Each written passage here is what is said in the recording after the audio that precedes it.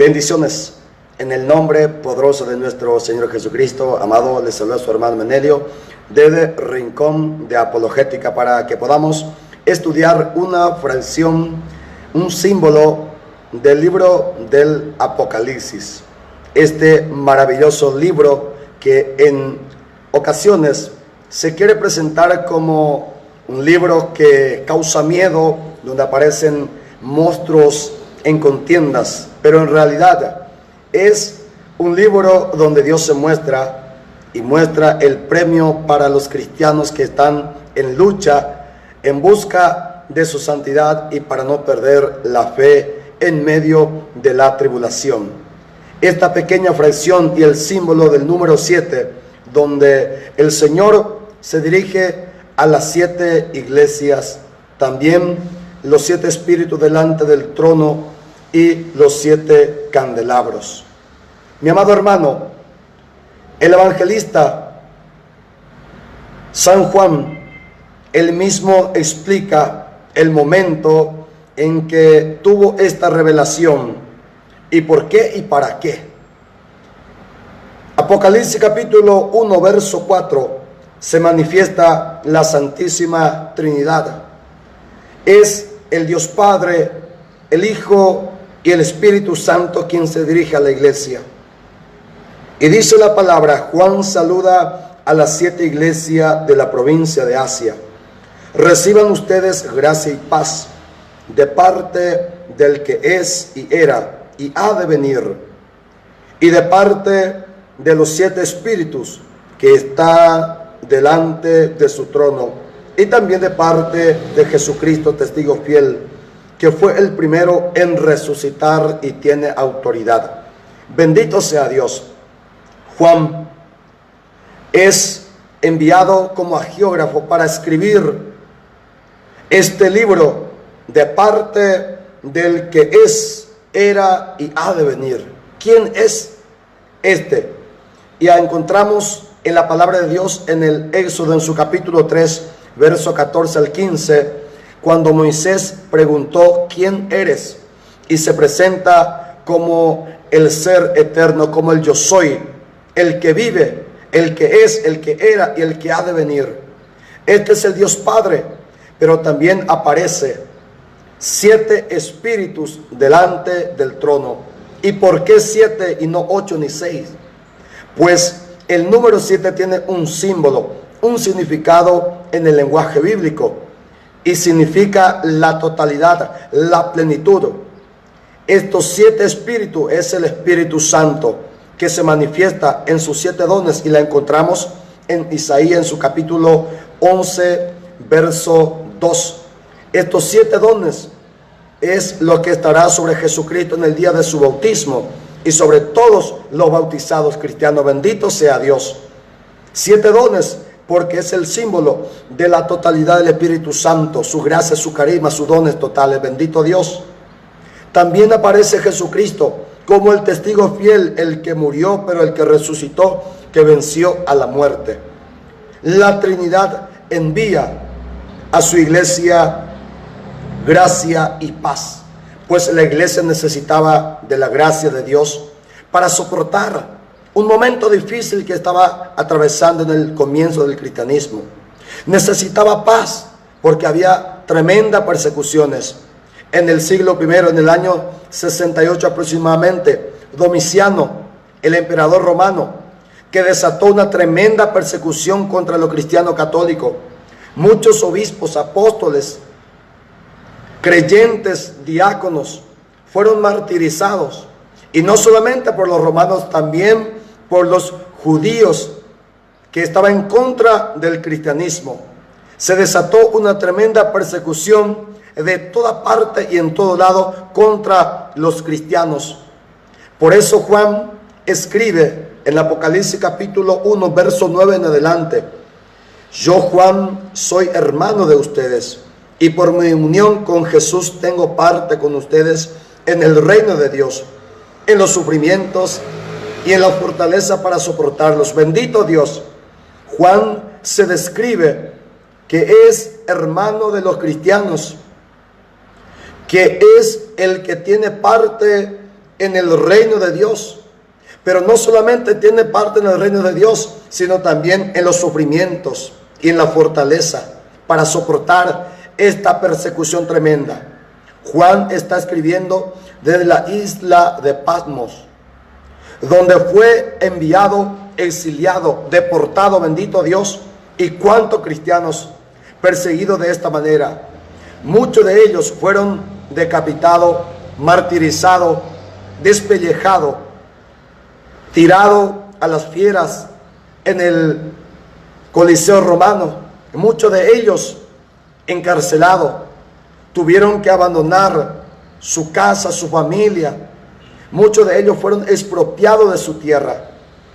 Tanta era la persecución de los primeros cristianos, entonces necesitaba un aliento, necesitaba una palabra que los pueda mantener firme en la fe, porque muchos de ellos, la iglesia ya estaba tambaleando en su fe, bendito Dios. Y amado, dice el siguiente versículo: por haber anunciado el mensaje de Dios confirmado por Jesús, me encontraba yo en la isla llamada Patmos. Y sucedió que en el día del Señor, que es el día domingo, quedé bajo el poder del Espíritu, y oí detrás de mí una fuerte voz como un toque de trompeta, que me decía: escribe en un libro lo que ves, y mándalo a las 7 iglesias de la provincia de Asia, a Éfeso, Esmirna, Pérgamo, Tiatira, Sardes, Filadelfia y Laodicea. Bendito Dios, el que vive. Nuestro Dios ordena a su apóstol que envíe un libro a las 7 iglesias de Asia. Estas 7 iglesias literalmente existían, pero el número 7 significa la totalidad de la iglesia, a toda la iglesia que estaban sufriendo. Y hasta el día de hoy la palabra de Dios está vigente. En cuántas partes del mundo la iglesia está sufriendo. ¿Y quiénes son los que sufren? Los cristianos, miembros del cuerpo místico de Cristo. Por eso, amado, aparece estas 7 iglesias, que es en su totalidad. Y en Apocalipsis capítulo 2, verso 1 al 2, la palabra dice: escribe al ángel de la iglesia de Éfeso. Cada iglesia tiene un ángel a quien va dirigido el libro. ¿Y quién es este ángel? Es el pastor, el obispo, el episcopo, que estaba custodiando cada iglesia particular. Al pastor se va dirigido el libro, la carta. ¿Para qué? ¿Y de parte de quién? Dice la palabra: esto dice el que tiene las 7 estrellas en su mano derecha y anda en medio de los 7 candelabros. Estas 7 estrellas en su mano es el símbolo o figura de los ángeles. Son 7 ángeles, es decir, todos los ángeles que estaban custodiando las 7 iglesias, la totalidad de la iglesia. Cada parroquia tiene un ángel custodio. Cada obispado, cada diócesis tiene un ángel que lo custodia. La palabra lo menciona. Y estos 7 candelabros es la figura de las 7 iglesias que está iluminando las tinieblas de la oscuridad. ¿Qué es lo que busca Satanás? Apagar a estos 7 candelabros, apagar la luz de los cristianos. Es una tremenda contienda del cristianismo, de la iglesia contra Satanás. Por eso el Señor tuvo que enviar un aliento, una palabra de poder, una palabra de fuerza para decir a su iglesia, a cada uno de ellos, recriminarlos, llamarle la atención o animarlo según la necesidad. Y amado, a esta primera iglesia que es Éfeso, el Señor le llama la atención después de elogiarlo. ¿Por qué lo llamó la atención? Pues Éfeso perdió algo tan importante, que es su primer amor. Este pueblo, esta ciudad tan importante en Asia, es el lugar donde estuvo San Juan y la Virgen María. Es una iglesia fervorosa, llena de amor, porque ahí estuvo la madre del amor, María, y el apóstol que estaba también lleno del amor de Dios, Juan. pero con el tiempo perdió su primer amor. Lo que sucede con tantos cristianos que participaron en algún retiro, en algún círculo de oración, seminario de vida. Salieron tantos cristianos emocionados, llenos del amor de Dios, que experimentó a Cristo resucitado, pero con el tiempo muchos perdieron ese amor, y por eso Dios vuelve a invitar a esta iglesia de Éfeso. ¿Cuántos miembros hoy en toda parte del mundo, como la iglesia de Éfeso, perdió su primer amor? Vuelve a recuperar, recapacítate, levántate, dice Dios a la iglesia de Éfeso, hoy a ti y a mí. Si es que perdimos el amor, la pasión por la palabra de Dios, por el Santo Rosario, por la Eucaristía, por los sacramentos. A la segunda iglesia va dirigida a Esmirna, animada para mantenerse fiel hasta la muerte en la persecución, pues esta iglesia no fue recriminada, no fue llamada la atención a ella porque estaba firme. En medio de tanta persecución, el Señor le manda ánimo a que se mantenga firme, no importa si ella llega a la muerte, la cárcel, el martirio, porque para esta iglesia hay un premio. El que tenga oído, oiga, es la sentencia de cada carta. Y Dios promete premio para los que se mantienen fiel y firme en el momento del dolor y la tribulación. ¿Cuántos cristianos hoy, como los cristianos de Esmirna, que siguen, se mantienen fiel, pero en medio de persecuciones de parte de su padre, de su familia, de su hermano, de su comunidad? Esta carta es para ti, amado.